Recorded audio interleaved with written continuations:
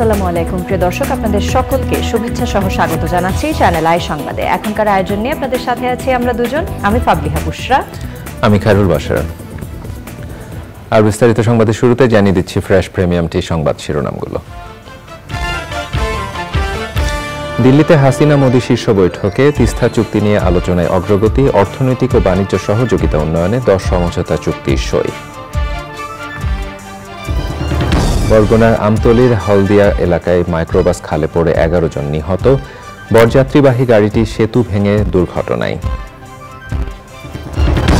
MP আনার হত্যায় সায়েদুল করিম মিন্টুকে আবারও রিমান্ডে নেবে ডিবি, ডিএনএ সংগ্রহে আজিম কন্যাকে কলকাতায় ডেকেছে গোয়েন্দারা।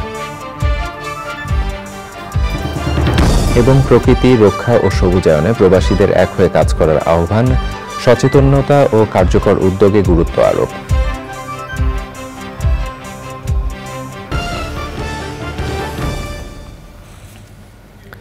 প্রিয় দর্শক, এতক্ষণ সংবাদ শিরোনামগুলো জানাচ্ছিলাম। এখনকার সংবাদ আয়োজন একই সঙ্গে চ্যানেলের ইউটিউব চ্যানেল এবং চ্যানেলের ওটিটি প্ল্যাটফর্ম আই স্ক্রিনে লাইভ স্ট্রিমিং হচ্ছে।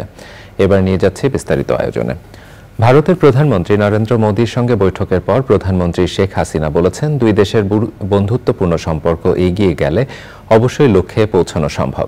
আর নরেন্দ্র মোদি বলেছেন, তিস্তার পানি বণ্টন নিয়ে আলোচনা হয়েছে। এ নিয়ে ভারতের একটি দল শীঘ্রই বাংলাদেশ যাবে। নয়াদিল্লিতে দুই প্রধানমন্ত্রী বৈঠকের পর যৌথ সংবাদ সম্মেলনে তারা এসব কথা বলেন।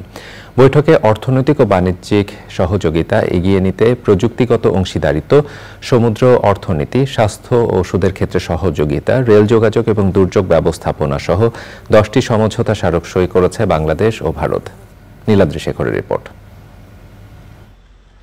টানা তৃতীয়বার নরেন্দ্র মোদি ভারতের প্রধানমন্ত্রী নির্বাচিত হওয়ার পর এটি কোনো দেশের সরকার প্রধানের প্রথম সফর। প্রতিবেশী দেশ ভারত সফরের দ্বিতীয় দিনে প্রধানমন্ত্রী শেখ হাসিনা দিল্লির হায়দ্রাবাদ হাউসে পৌঁছলে নরেন্দ্র মোদি তাকে স্বাগত জানান। সেখানে দুই দেশের দুই প্রধানমন্ত্রীর একান্ত বৈঠক হয়। দ্বিপাক্ষিক বৈঠক শেষ করে দুই প্রধানমন্ত্রীর উপস্থিতিতে নতুন পুরনো মিলিয়ে 10টি সমঝোতা স্মারক সই ও নবায়ন হয়েছে। দুই দেশের অর্থনৈতিক ও বাণিজ্য সহযোগিতাকে এগিয়ে নিতে প্রযুক্তিগত অংশীদারিত্ব, সমুদ্র অর্থনীতিতে সহযোগিতা, স্বাস্থ্য ও ওষুধ ক্ষেত্রে সহযোগিতা, দুই দেশের রেল যোগাযোগ বাড়ানো সহ মৎস্য ও দুর্যোগ ব্যবস্থাপনায় সমঝোতা স্মারক সই হয়েছে। এরপর যৌথ সংবাদ সম্মেলন করেন দুই প্রধানমন্ত্রী। हमने 1996 के गंगा रिवर ट्रीटी के रिन्यूअल के लिए टेक्निकल स्तर पर बातचीत शुरू करने का निर्णय लिया है। बांग्लादेश में तीस्ता नदी के संरक्षण एवं प्रबंधन पर बातचीत के लिए शीघ्र ही एक टेक्निकल टीम बांग्लादेश का दौरा करेगी। প্রধানমন্ত্রী শেখ হাসিনা জানান, শান্তিপূর্ণ ও সমৃদ্ধ ভবিষ্যৎ নিশ্চিত করতে রূপকল্প ঘোষণা করেছে দুই দেশ। বিকশিত ভারত, বিকশিত ভারত 2047, এই যে সিদ্ধান্তটা ভারত নিয়েছে, আমি মনে করি যে আমাদের দুই দেশের বন্ধুত্বপূর্ণ সম্পর্ক রেখে আমাদের কর্মপদ্ধতি নির্দিষ্ট করে আমরা যদি এগিয়ে যাই, অবশ্যই এই সুনির্দিষ্ট লক্ষ্য আমরা অর্জন করতে সক্ষম হব। ভবিষ্যতে আমাদের দুই দেশের জনগণের ভাগ্য পরিবর্তনে এবং দারিদ্র্য বিমোচন করে উন্নত সমৃদ্ধ জাতি হিসেবে গড়ে তোলার একটা সুযোগ আমরা পাব। এর আগে শনিবার সকালে রাষ্ট্রপতি ভবনে পৌঁছলে ভারতের প্রধানমন্ত্রী নরেন্দ্র মোদি প্রধানমন্ত্রী শেখ হাসিনাকে স্বাগত জানান। সেখানে ভারতীয় সশস্ত্র বাহিনীর একটি চৌকস দল শেখ হাসিনাকে গার্ড অফ অনার প্রদান করে। প্রধানমন্ত্রী গার্ড পরিদর্শন ও সালাম গ্রহণ করেন। রাষ্ট্রপতি ভবনের আনুষ্ঠানিকতা শেষ করে ভারতের জাতির পিতা মহাত্মা গান্ধীর সমাধিতে শ্রদ্ধা নিবেদন করেন প্রধানমন্ত্রী শেখ হাসিনা। Niladri Shekhar, channel I. 2 দিনের দিল্লি সফর শেষে দেশে ফিরেছেন প্রধানমন্ত্রী শেখ হাসিনা। রাত 8:30টায় হযরত শাহজালাল আন্তর্জাতিক বিমানবন্দরে প্রধানমন্ত্রী ও তার সফর সঙ্গীদের বহনকারী বাংলাদেশ বিমানের বিশেষ ফ্লাইটটি অবতরণ করে। এ সময় মন্ত্রী ও সরকারি ঊর্ধ্বতন কর্মকর্তারা তাকে স্বাগত জানান। 2 দিনের সফরে প্রধানমন্ত্রী ভারতের প্রধানমন্ত্রী নরেন্দ্র মোদির সঙ্গে বৈঠক করেছেন। এছাড়াও সৌজন্য সাক্ষাৎ করেছেন ভারতের রাষ্ট্রপতি দ্রৌপদী মুর্মুর সঙ্গে।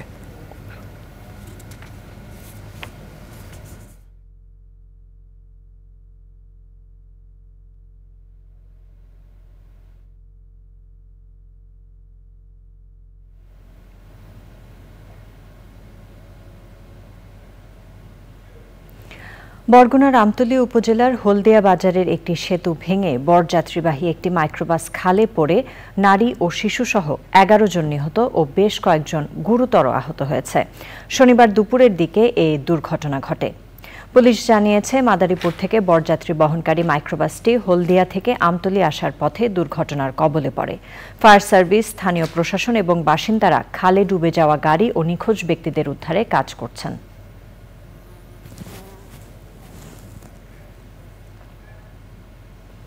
বৃষ্টি কমায় সিলেট ও সুনামগঞ্জে বন্যা পরিস্থিতির উন্নতি হয়েছে। তবে পাহাড়ি ঢল ও টানা বৃষ্টিতে গায়েবান্ধা বন্যার পানি বাড়ছে। কুড়িগ্রাম ও নেত্রকোনার পরিস্থিতি অপরিবর্তিত থাকলেও মানুষের দুর্ভোগ বেড়েছে।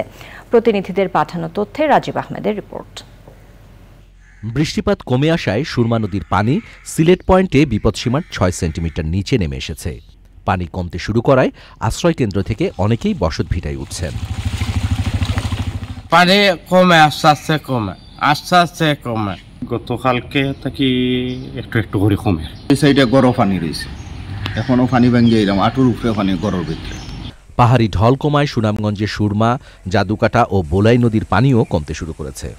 তবে পানি কমলেও সুনামগঞ্জ সদর, ছাতক, দোয়ারাবাজার, তাহিরপুর, বিশম্বরপুর ও মধ্যনগর উপজেলার নিম্ন অঞ্চলে মানুষের দুর্ভোগ এখনও চরমে। কয়েকদিন ধরে টানা ভারী বর্ষণে উজান থেকে নেমে আসা ঢলে গাইবান্ধা সদর ও সুন্দরগঞ্জ সহ ৪ উপজেলার নদ নদীর পানি বেড়েই চলেছে।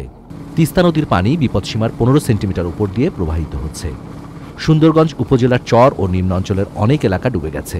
ব্রহ্মপুত্র, ঘাঘট ও করতোয়া নদীর পানি বাড়ায় গাইবান্ধা সদর, সাঘাটা ও ফুলছড়ি উপজেলার চর এলাকার নিম্ন অঞ্চলে রাস্তাঘাট ডুবে গেছে। কুড়িগ্রামে বন্যা পরিস্থিতি অপরিবর্তিত রয়েছে। নিম্নাঞ্চলে ঘরবাড়ি ডুবে থাকায় উঁচু বাঁধে আশ্রয় নেওয়া মানুষজন গবাদি পশু নিয়ে চরম দুর্ভোগ পোহাচ্ছেন। ঘর দুয়ার ভাঙি পানি আসতেছে, ঘরে আধারু পানি, ওদের বাদ ছাড়া থাকার মতন কোনো বুদ্ধি নেই। চলাফেরার খুব অসুবিধে, খাবার থাকলেও আমরা খাবার পাচ্ছি না, তুলে আগুন না দিবেন না ফেলে আমরা খাবো কোথা থেকে। নেত্রকোনায় বৃষ্টি আর পাহাড়ি ঢলে সৃষ্ট বন্যা পরিস্থিতি কিছুটা একই রকম থাকলেও বেড়েছে দুর্ভোগ।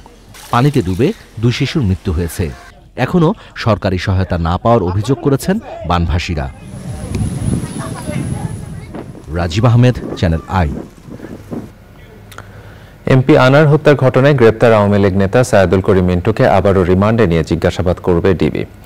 ডিএনএ নমুনা সংগ্রহের জন্য হাইকমিশনের মাধ্যমে এমপি আনারের মেয়ে সহ স্বজনদের কলকাতায় ডেকেছেন গোয়েন্দারা। এনামুল কবির রূপমের রিপোর্ট।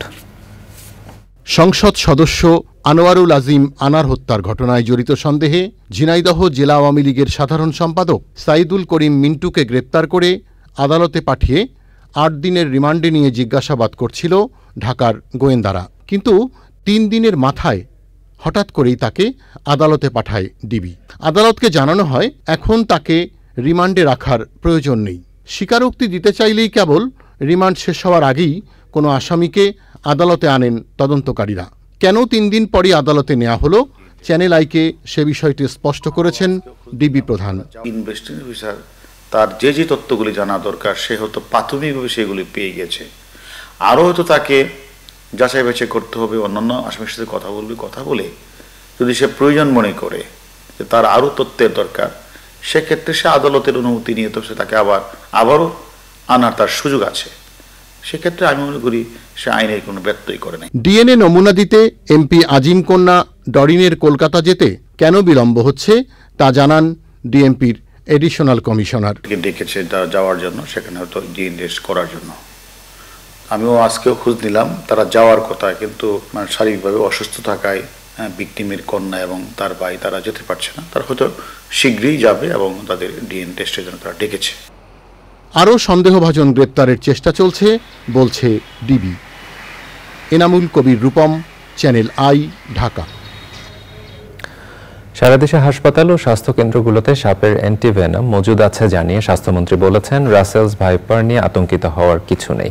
সারা দেশের স্বাস্থ্যকেন্দ্রগুলোর সঙ্গে ভার্চুয়াল মিটিংয়ে স্বাস্থ্যমন্ত্রী এসব কথা বলেন। সবাইকে সতর্কভাবে ক্ষেত খামারে কাজ করার পরামর্শ দিয়েছেন বিশেষজ্ঞরা। জান্নাতুল বাকিয়া কেকার রিপোর্ট। সম্প্রতি দেশে বিষধর সাপ রাসেলস ভাইপারের উপদ্রব বেড়ে যাওয়ায় আতঙ্ক ছড়িয়েছে মানুষের মধ্যে।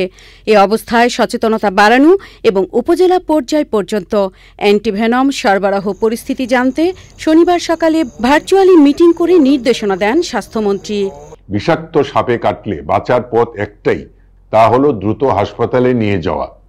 দংশনের পর কারো পরামর্শে উজা ঝাড়ফুঁকের নামে সময় নষ্ট না করে সোজা রোগীকে নিয়ে নিকটবর্তী সরকারি হাসপাতালে যেতে হবে। বিশেষজ্ঞরা বলছেন সাপের কামড়ে আক্রান্তদের প্রাণ বাঁচাতে সময়মতো অ্যান্টিভেনম দেয়া জরুরি।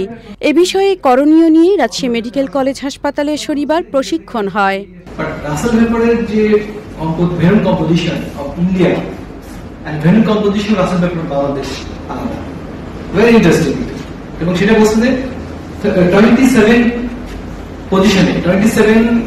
পজিশন অফ 11 প্রোটিমিক্স এর ডিফারেন্স। রাসেলস ভাইপারের উপদ্রব নিয়ে জনমনে ভীতি কাজ করছে উল্লেখ করে বিশেষজ্ঞরা বলছেন ফসলের মাঠে কাজ করার সময় সতর্কতা অবলম্বন করতে হবে। রাসেলস ভাইপার সহ কোনো সাপই নিজ থেকে দংশন করে না, কেবল উত্ত্যক্ত করলে নিজ রক্ষার্থে দংশন করে, তেরে এসে দংশন করার প্রশ্নই আসে না। চন্দ্রপুরা সাপ যেসব জায়গায় পাওয়া যাচ্ছে, বিশেষ করে কৃষিকাজে সাবধানতা অবলম্বন করুন। কর্মস্থলে সাপ আছে কিনা দেখে নিন, এরা প্রকৃতির সাথে মিশে থাকে, সম্ভব হলে বুট পরুন। দিনের বেলা এরা খাবারের খোঁজে সচল থাকে। দুর্ভাগ্যবশত কাউকে যদি দংশন করে তাহলে দয়া করে গিট দেবেন না, অঙ্গটা অচল করে অতি দ্রুত নিকটবর্তী উপজেলা, জেলা কিংবা মেডিকেল কলেজ হাসপাতালে যাবেন। তাদের মতে সচেতনতা বাড়ানোর পাশাপাশি কৃষকদের মাঠের কাজের সময় বুট পরা, হাতে লাঠি রাখা, রাতের বেলায় টর্চ ব্যবহার করতে হবে। জান্নাতুল বাকিয়া কেকা, চ্যানেল আই, ঢাকা। দেশের প্রকৃতি রক্ষা ও সবুজায়নে প্রবাসীদেরও এক হয়ে কাজ করার আহ্বান জানিয়েছেন প্রকৃতি বন্ধু বীর মুক্তিযোদ্ধা মুকিত মজুমদার বাবু। যুক্তরাষ্ট্রের টেক্সাসে বাংলাদেশ অ্যাসোসিয়েশন অফ হিউস্টনের বাংলাদেশ আমেরিকান সেন্টার পরিদর্শন ও মতবিনিময় সভায় এ আহ্বান জানান তিনি। সে সময় ধরিত্রী রক্ষায় প্রকৃতি ও জীবন ফাউন্ডেশনের কার্যক্রমের ভূয়সী প্রশংসা করে পরিবেশ প্রতিবেশ রক্ষায় কার্যকর উদ্যোগে গুরুত্ব আরোপ করেন বিশিষ্টজনরা। আলিম আল রাজের রিপোর্ট।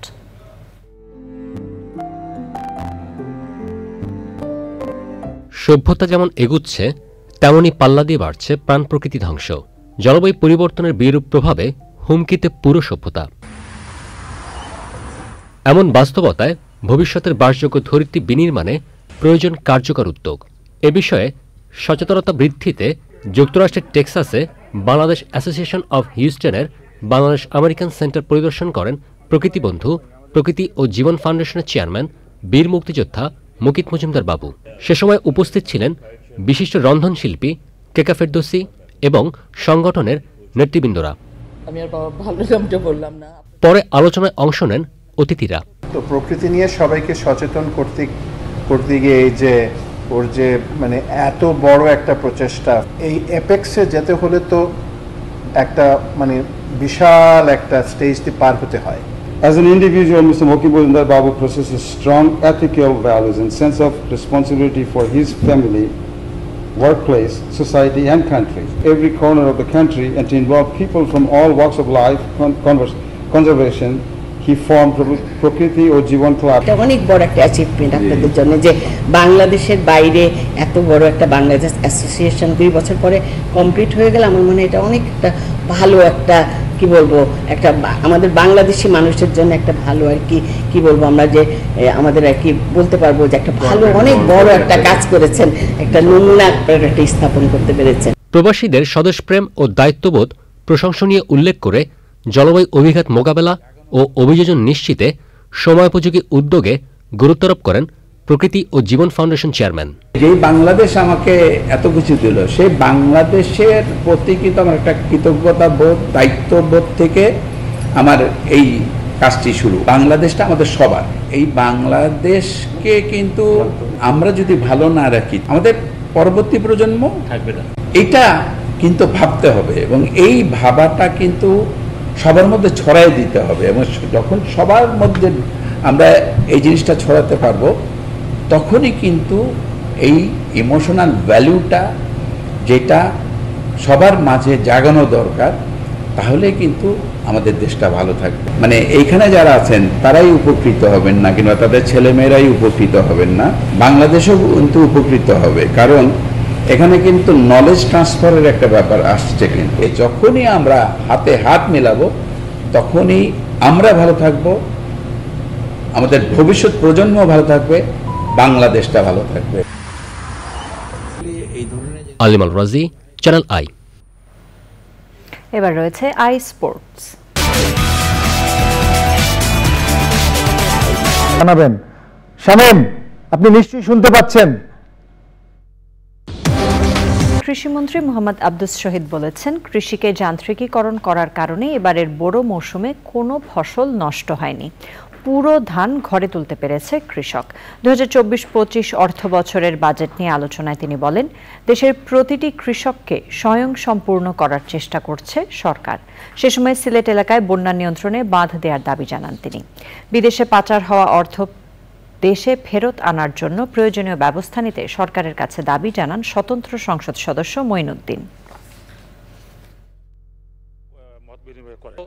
রংপুরে ছিলাম, মিঠাপুকুর, সেখানে এবার যান্ত্রিকরণের কারণে আমরা প্রচুর হারভেস্টার মেশিন এবং অন্যান্য যন্ত্রপাতি দেওয়ার কারণে কৃষকরা বুড়োতে 1 চটাক ধানও কিন্তু প্রকৃতির কারণে বা সাইক্লোন বা খরা বৃষ্টির কারণে নষ্ট হয় নাই। এটা মাননীয় প্রধানমন্ত্রী নিজেও বলেছেন যে এবার আমরা বুড়ো ফসল গড়ে তুলতে সক্ষম হয়েছি। তার একটি অবদান হচ্ছে আমাদের যান্ত্রিকরণ পদ্ধতি। এইভাবে আমরা আমাদের দেশের মানুষের, বিশেষ করে কৃষকদের আমরা সাহায্য করে যাচ্ছি। প্রিয় দর্শক, সংবাদের এই পর্যায়ে নিচ্ছে একটি বিরতি। বিরতির পর জানিয়ে ফিরব।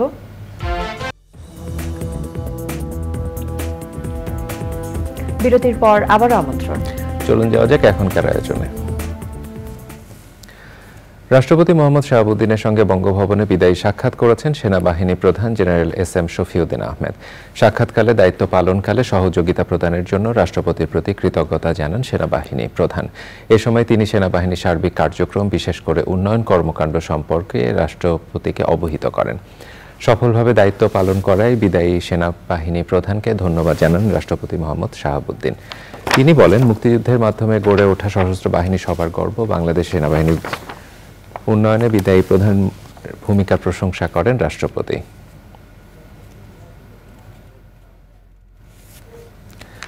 জলবায়ু ঝুঁকি মোকাবেলায় এশীয় দেশগুলোর মধ্যে সহযোগিতা বাড়ানোর তাগিদ দিয়েছেন বাংলাদেশ ও কম্বোডিয়ার শ্রমিক নেতৃবৃন্দ।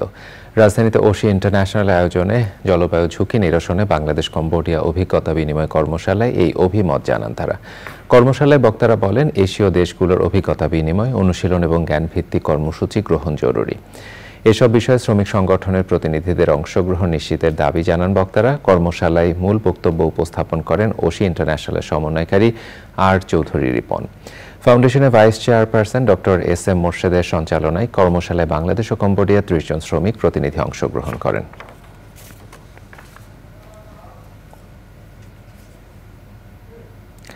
এবারে নিটোলটাটা আন্তর্জাতিক সংবাদ।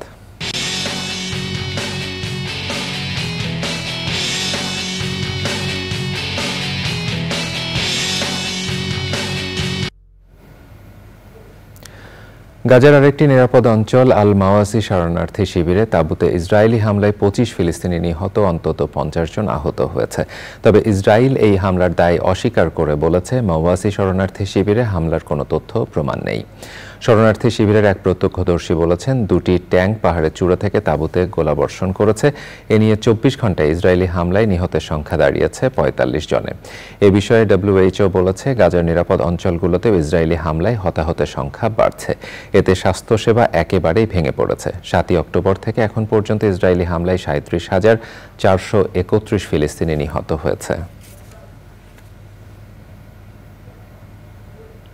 এবারে আইস্ক্রিন সাংস্কৃতিক সংবাদ।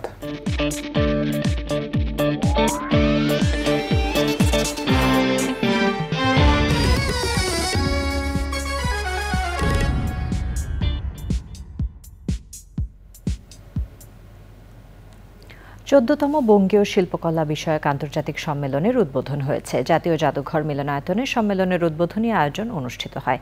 4 দিনের এই সম্মেলনে দেশি বিদেশি অতিথিরা অংশ নিচ্ছেন। আয়োজনে বঙ্গীয় শিল্পকলা চর্চার আন্তর্জাতিক কেন্দ্রের প্রতিষ্ঠাতা চেয়ারম্যান ডক্টর ইনামুল হকের স্মৃতিচারণ করা হয়। আয়োজনে উপস্থিত ছিলেন প্রধানমন্ত্রীর শিক্ষা ও সংস্কৃতি বিষয়ক উপদেষ্টা ডক্টর কামাল আব্দুল নাসের চৌধুরী, বঙ্গীয় শিল্পকলা চর্চার আন্তর্জাতিক কেন্দ্রের চেয়ারপারসন ত্রিনা হক, ভারতের প্রত্নতত্ত্ববিদ ডক্টর গৌতম সেনগুপ্ত, জাতীয় জাদুঘরের মহাপরিচালক মোহাম্মদ কামরুজ্জামান সহ অন্যরা।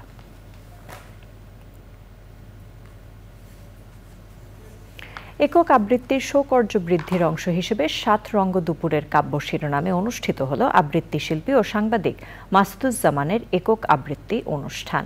বাংলাদেশ মহিলা সমিতির নীলিমা ইব্রাহিম মিলনায়তনে স্রোত আবৃত্তি সংসদ আয়োজিত একক আবৃত্তিতে বুদ্ধদেব বসুর চিলকায় সকাল, শক্তি চট্টোপাধ্যায়ের চাবি, রবীন্দ্রনাথ ঠাকুরের নির্ঝরিণী সহ এপার ওপার বাংলার বরেণ্য কবিদের 27টি কবিতা আবৃত্তি করেন শিল্পী। এ সময় সাংস্কৃতিক ব্যক্তিত্ব আসাদুজ্জামান নূর, আবৃত্তি শিল্পী শিমুল মুস্তফা সহ বিশিষ্টজনেরা উপস্থিত ছিলেন। 33 বছর ধরে স্রোত আবৃত্তি সংসদের সাথে কাজ করে দেশের সাংগঠনিক আবৃত্তি চর্চায় অনন্য পরিচয় প্রতিষ্ঠা করেছেন আবৃত্তি শিল্পী মাসুদুজ্জামান। এবার জয় banana fibre machine silk city সংবাদ।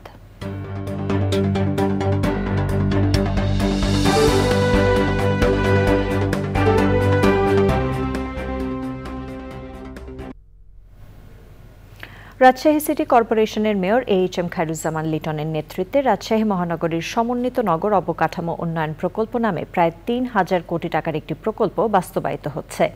মহানগরীর সমন্বিত নগর অবকাঠামো উন্নয়ন প্রকল্পের আওতায় পদ্মপুকুর, সপুরার মঠপুকুর, সিপাইপাড়া পুকুর, ভদ্রা লেক, গুলজারবাগ লেক সংরক্ষণ, উন্নয়ন ও সৌন্দর্য বর্ধন করা হচ্ছে। উন্নয়নের পর সেগুলো বিনোদন স্পটে পরিণত হবে। পর্যায়ক্রমে মহানগরীর প্রতিটি ওয়ার্ডে এই উন্নয়নের ধারা চলমান রাখতে আরও প্রকল্প হাতে নেওয়া হয়েছে বলে জানান সিটি কর্পোরেশনের প্রধান প্রকৌশলী নূর ইসলাম তুষার। এবার জানাবো কৃষি সংবাদ।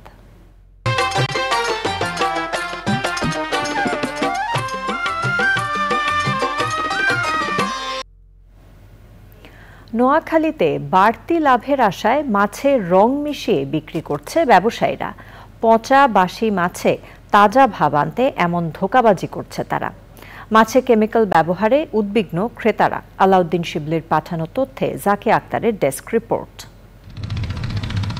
নোয়াখালীর নদীর তীরবর্তী মাছঘাট ও স্থানীয় হাটবাজারে প্রকাশ্যে মেশানো হচ্ছে কাপড়ে ব্যবহার করা লাল রং। বেশি মেশানো হয় পোয়া, চিংড়ি, পাবদা সহ দ্রুত পচনশীল মাছে। পচা নরম সাদা মাছে লাল রং মেশালে তাজা ভাব আসে, তাই অসাধু ব্যবসায়ীদের এমন কারসাজি। এছাড়া ড্রাম ভর্তি পানিতে মাছ দীর্ঘ সময় জীবিত রাখার জন্য পানিতে ব্যবহার করা হয় অক্সিজেনের নামে কেমিক্যাল। মানে ফ্রেশ সুন্দর বেলায় ওই সাদা হয়ে যেত মাছ পৌঁছে গেলে নরম হয়ে যেত। পাইকার যেন বুঝতে না পারে ঢাকার বাজারে, এর জন্য এরা রং দেয়। তো এই মাছটা কিছু রং মারি দিলে কালারটা আসে যায়। 40 কেজি মাছের মধ্যে আমরা 1 চিমটি রং দিই। ক্ষতিকর রাসায়নিক যুক্ত মাছে বাড়ছে স্বাস্থ্য ঝুঁকি। দেখলে দেখি যে তাজা, আসলে ভিতরে দেখি যে পচা। তো আসলে কেমিক্যাল বিলাইছে না কি বিলাইছে আসলে তো বোঝা মুশকিল। আমরা এগুলো আমাদের মাছগুলো কিনে নিচ্ছি, দেখা যাচ্ছে মাছগুলো অনেক তাজা সুন্দর। এগুলোতে হয়তো অনেক কেমিক্যাল মিক্স থাকতে পারে, কারণ বাড়িতে গেলে দেখা যায় মাছগুলো অনেক পচা। আমরা বিশেষজ্ঞরা বলছেন রং মেশানো এসব মাছ মানবদেহের জন্য ক্ষতিকর। গবেষণা দেখা গেছে এগুলো সিনথেটিক কেমিক্যাল এবং কাপড়ের রং। এগুলা আপনি সিদ্ধ করার পরও অথবা ধোয়ার পরও যায় না, এবং এই রং মিশ্রিত ফিশ যদি খেলে মানবদেহের অনেক রোগ হতে পারে। অসাধু ব্যবসায়ীদের বিরুদ্ধে অভিযান পরিচালনার কথা জানিয়েছে ভোক্তা অধিকার অধিদপ্তর। আমরা বেশ কিছু নিউজ পেয়েছি এবং এর প্রেক্ষিতে কিছু অভিযানও হয়েছে, এবং আমরা আমাদের অভিযান অব্যাহত রেখেছি, যেখানে আমরা এই ধরনের অসাধু কাজ দেখবো যেগুলো মানুষের স্বাস্থ্যের জন্য ক্ষতিকর, আমরা সেইগুলোতে আরো কঠিনভাবে আমরা অভিযান চালাবো। ক্রেতাদের সচেতনভাবে মাছ কেনার পরামর্শ দিয়েছেন ভোক্তা অধিকার অধিদপ্তর। জাকি আক্তার, চ্যানেল আই। এবার প্রকৃতি সংবাদ।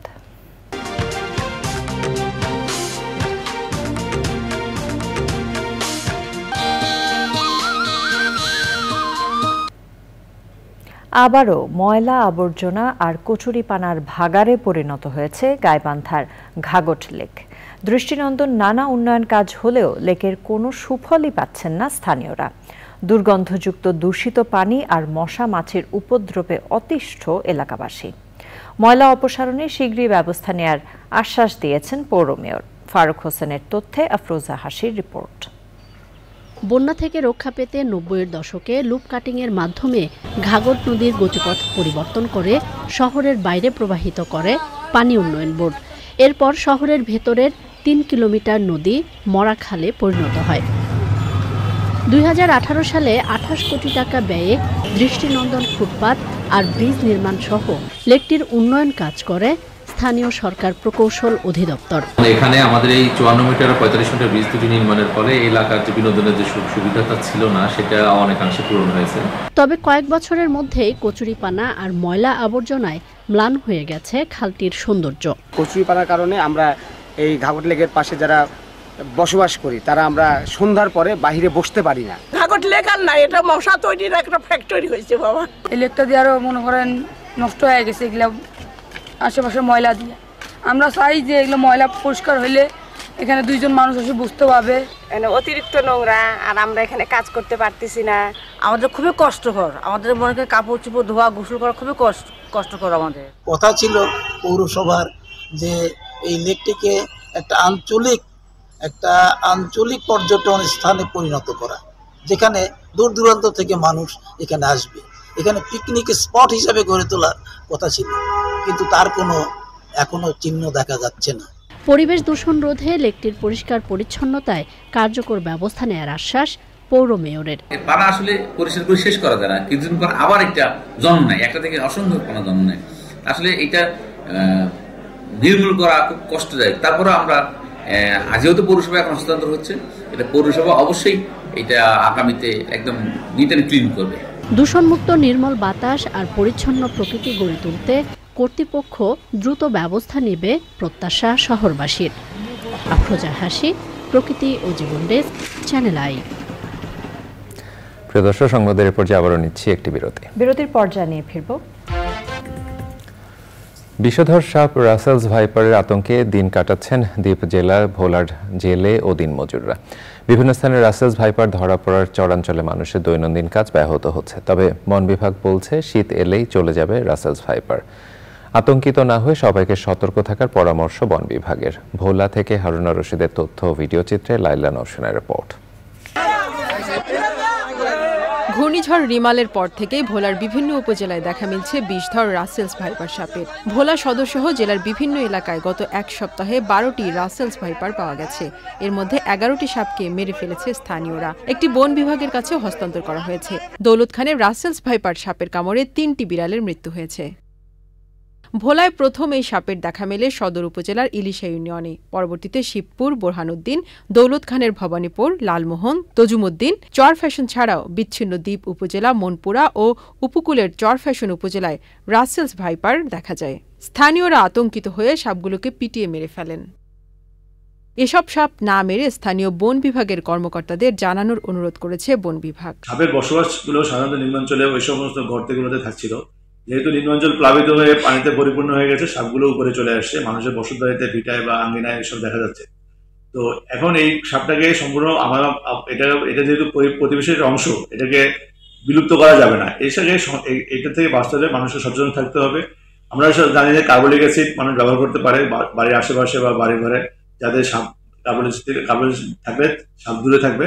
তো কার্বলিক অ্যাসিড ব্যবহার করলে সাপটা দূরে থাকবে। আর একটা প্রাণী আছে বেজি, এটা সাপে কন্ট্রোল করে। তো বেজি যদি সংরক্ষণ করে, মানুষ যদি বেজিকে ডিস্টার্ব না করে, বংশবিস্তারে সহায়তা করে, তাহলে অটোমেটিক্যালি সাপ কন্ট্রোলে থাকবে। রাসেলস ভাইপার নিয়ে আতঙ্কিত না হয়ে সতর্ক থাকার উপর জোর দিয়েছে বন বিভাগ। লাইলা নওশিন, চ্যানেল আই। পরিবেশ, বন ও জলবায়ু পরিবর্তন মন্ত্রণালয় আর এক বিজ্ঞপ্তিতে বলা হয়েছে, রাসেলস ভাইপার বন্যপ্রাণী সংরক্ষণ আইন ও নিরাপত্তা আইন 2012-6 উপধারা 1 অনুযায়ী সংরক্ষিত প্রাণী। রাসেলস ভাইপার ইঁদুর খেয়ে যেমন ফসল রক্ষা করে, তেমনি পরিবেশের ভারসাম্য রক্ষা ও জীববৈচিত্র্য সংরক্ষণে গুরুত্বপূর্ণ ভূমিকা পালন করে। এই সাপের বিষ থেকে অনেক জীবন রক্ষাকারী ঔষধ তৈরি হয়।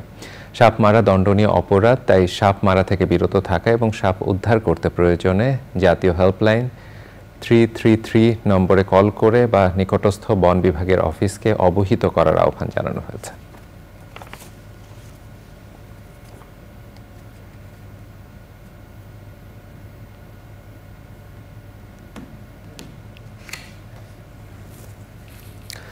পবিত্র ঈদ উল আজহার ছুটি শেষে ঢাকা ফিরছেন কর্মজীবী মানুষ। তারা বলেছেন, অন্য বারের তুলনায় এবার ঈদ যাত্রায় ফিরতি ট্রেন, লঞ্চ ও বাসে যাত্রী চাপ খুব বেশি না থাকায় অনেকটাই স্বস্তিতে ফিরেছেন তারা।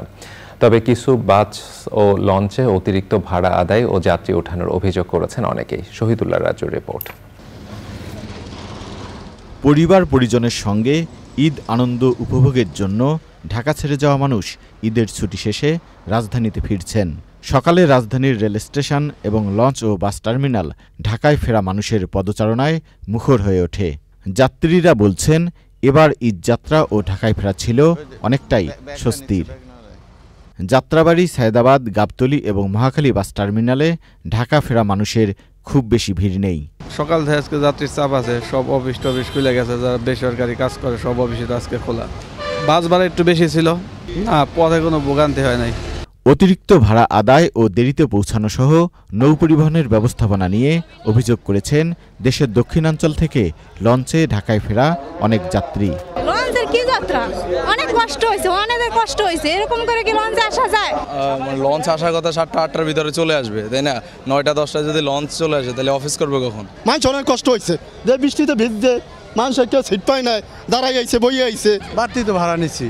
রেলপথে আসা যাত্রীরা জানিয়েছেন, ঢাকায় আসা ট্রেনগুলোতে যাত্রীর চাপ থাকলেও শিডিউল বিপর্যয় হয়নি। তো ভোগান্তি নাই, ট্রেনে একটু ভিড় ছিল, উঠতে একটু কষ্ট হয়েছে। এর অতিরিক্ত চাপ যাত্রী চারিদিক থেকে আসতেছে, আর আজকে শনিবার, বেসরকারি অফিস টফিস সব খুলছে, এই কারণে আলহামদুলিল্লাহ যাতায়াত ভালো লাগছে। এই বছর তেমন একটা ঝামেলা হয় নাই। ট্রেনে বাসে ভরপুর মানুষ মনের আনন্দে এবার ঈদ করতে গিয়েছে এবং মনের আনন্দে আবার ঈদ করে আবার বাড়িতে সুন্দর মতো ফিরছে, প্রতিমতো কোনো সমস্যা নেই। কমলাপুর রেলওয়ে স্টেশনে ঢাকায় ফেরা মানুষের পাশাপাশি ঢাকা ছেড়ে যাওয়া মানুষেরও ভিড়। ঈদের আগে যারা বাড়ি যেতে পারেননি তারা ঢাকা ছেড়ে গ্রামে যাচ্ছেন। Shahidullah Raju, channel I, Dhaka. চট্টগ্রাম মা ও শিশু হাসপাতালের নার্সিং ইনস্টিটিউট ও শামসুন নাহার খান নার্সিং কলেজের 2023-24 শিক্ষাবর্ষের শিক্ষার্থীদের নবীনবরণ ও ওরিয়েন্টেশন ক্লাস অনুষ্ঠিত হয়েছে। এতে প্রধান অতিথি ছিলেন প্রধানমন্ত্রী শেখ হাসিনার সাবেক মুখ্য সচিব ও ইউনিসেফ বাংলাদেশের নির্বাহী পরিচালক ডক্টর আব্দুল করিম। নার্সিং গ্যালারিতে হাসপাতালের কার্যনির্বাহী কমিটির ভারপ্রাপ্ত প্রেসিডেন্ট সৈয়দ মোহাম্মদ মোর্শেদ হোসেনের সভাপতিত্বে অনুষ্ঠানে আরও উপস্থিত ছিলেন আমেরিকান ইলিনয়েস বিশ্ববিদ্যালয়ের সহযোগী অধ্যাপক ডক্টর মহিউদ্দিন শামসুন নাহার খান, হাসপাতালের ট্রেজারার অধ্যক্ষ লায়ন ডক্টর সানাউল্লাহ সহ অন্যরা। সবার জন্য উন্মুক্ত, নিরাপদ ও অন্তর্ভুক্তিমূলক ডিজিটাল ভবিষ্যৎ নিশ্চিত করতে একসঙ্গে কাজ করার তাগিদ দিয়ে ঢাকায় শুরু হয়েছে 2 দিনের আঞ্চলিক পরামর্শক সভা। বঙ্গোপসাগর কেন্দ্রিক আঞ্চলিক জোট বিমস্টেকের আয়োজনে গ্লোবাল ডিজিটাল কম্প্যাক্ট নামে এই আঞ্চলিক সভায় সদস্য রাষ্ট্রগুলোর প্রতিনিধিরা অংশ নিচ্ছেন। অনুষ্ঠানে প্রধান অতিথি ডাক, টেলিযোগাযোগ ও তথ্য প্রযুক্তি বিষয়ক সংসদীয় স্থায়ী কমিটির চেয়ারম্যান কাজী নাবিল আহমেদ বলেন, এই অঞ্চলের ডিজিটাল ভবিষ্যৎ নিশ্চিত করতে বৈষম্যহীনভাবে সকলের জন্য সমান সাইবার সুবিধা নিশ্চিত করতে হবে। অনুষ্ঠানে বক্তব্য রাখেন বিমস্টেকের মহাসচিব ইন্দ্রা মানি পান্ডে। দর্শক, সংবাদের এরপর যাবার নিচ্ছে একটু বিরতি। বিরতির পর খেলার খবরে জানিয়ে ফিরব। পবিত্র ঈদ উল আজহা উপলক্ষে টানা 8 দিন ছুটি শেষে দিনাজপুরে হিলি স্থলবন্দর দিয়ে আমদানি রপ্তানি কার্যক্রম চালু হয়েছে। এতে ফিরেছে বন্দরের কর্মচঞ্চলতা। ছুটির মধ্যেও স্বাভাবিক ছিল হিলি ইমিগ্রেশন চেকপোস্ট দিয়ে 2 দেশের পাসপোর্টধারী যাত্রী পারাপার। বিষয়টি জানিয়েছেন হিল স্থলবন্দরে আমদানি রপ্তানিকারক সংগঠনের সাধারণ সম্পাদক মোস্তাফিজুর রহমান। তিনি জানান, 14 জুন থেকে 21 জুন পর্যন্ত হিল স্থলবন্দরে আমদানি রপ্তানি বন্ধ ছিল।